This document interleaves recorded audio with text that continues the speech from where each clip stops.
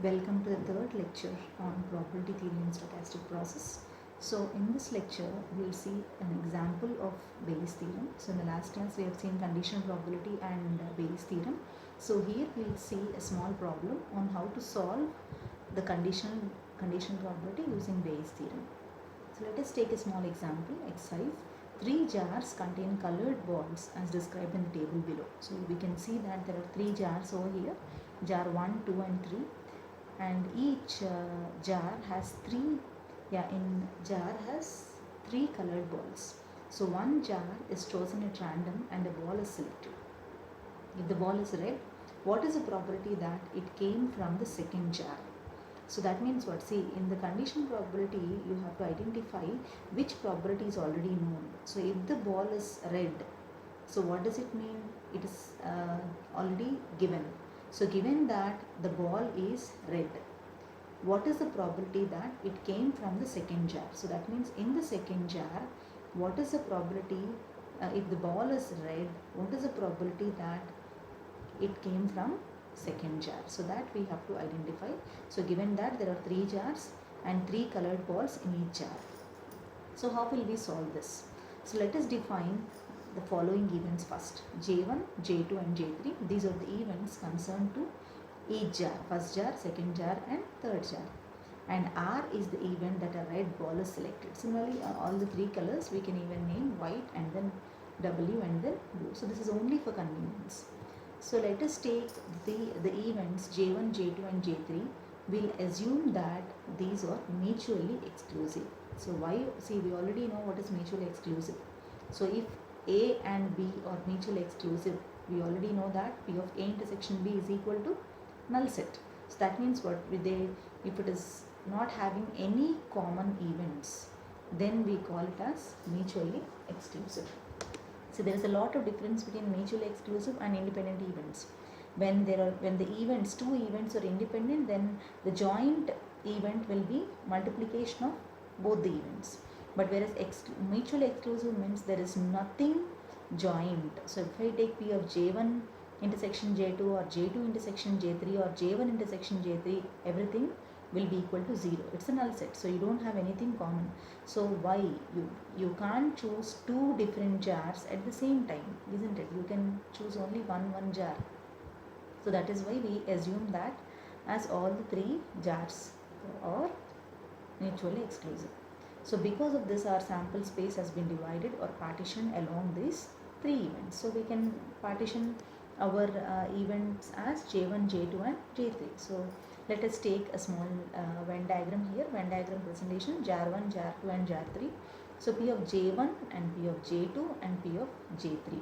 So because all 3 are, you have assumed it as mutually exclusive and there are only 3 jars. So what can be the probability of selecting a particular jar is 1 by 3. So 1 by 3, 1 by 3, 1 by 3, all are same. Even you can use a term here as equally likely events. So J1, J2 and J3 are equally likely events. So all of the red balls are in the first, second. So you can see the red balls are present in all the 3 jars. So their set overlaps all 3 sets of our partition. So you can see, if I want only red balls, I have taken this as my event. So if I want only for the red balls, but red balls can be from jar 1, jar 2 or jar 3. See, this is how we are actually representing like total probability theorem. So common J1 intersection R, J2 intersection R, J3 intersection R. So these are the 3 events. So if I want P of R, you have to add P of J1 intersection R with all the 3, all the joint events.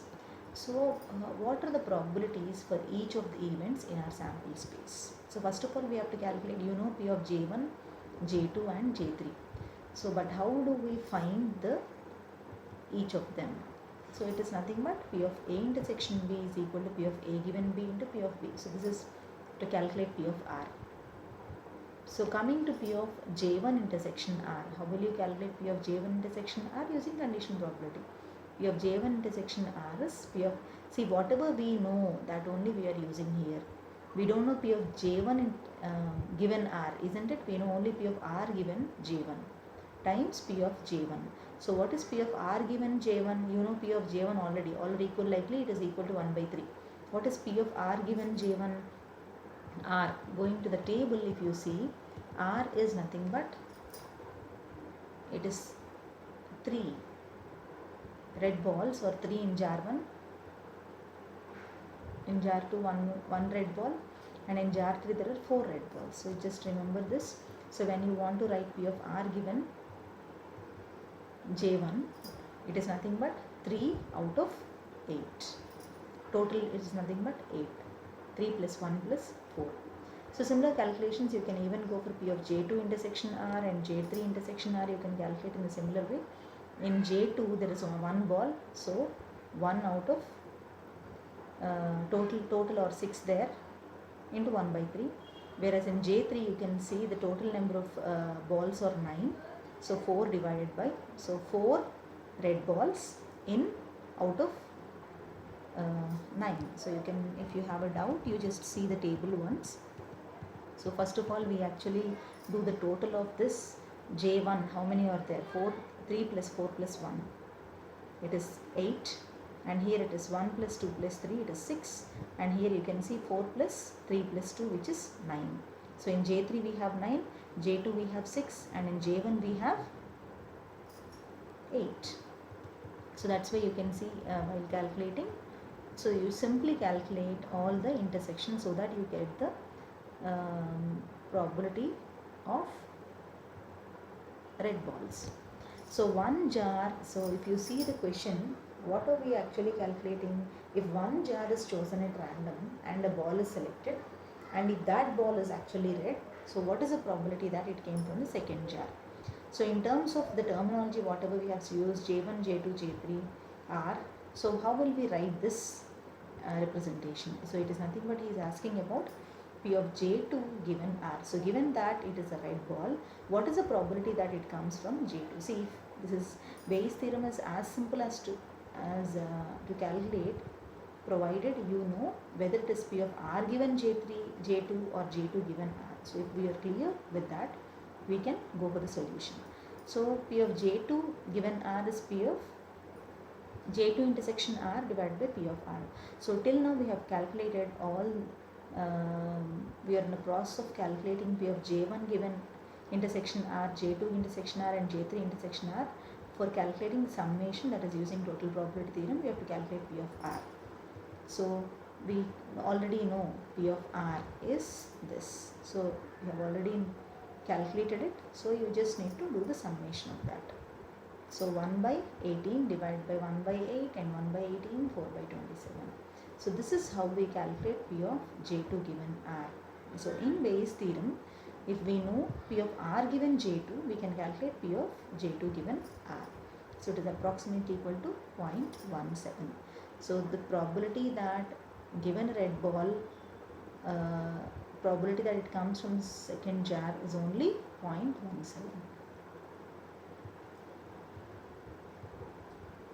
Similar type of example is given here.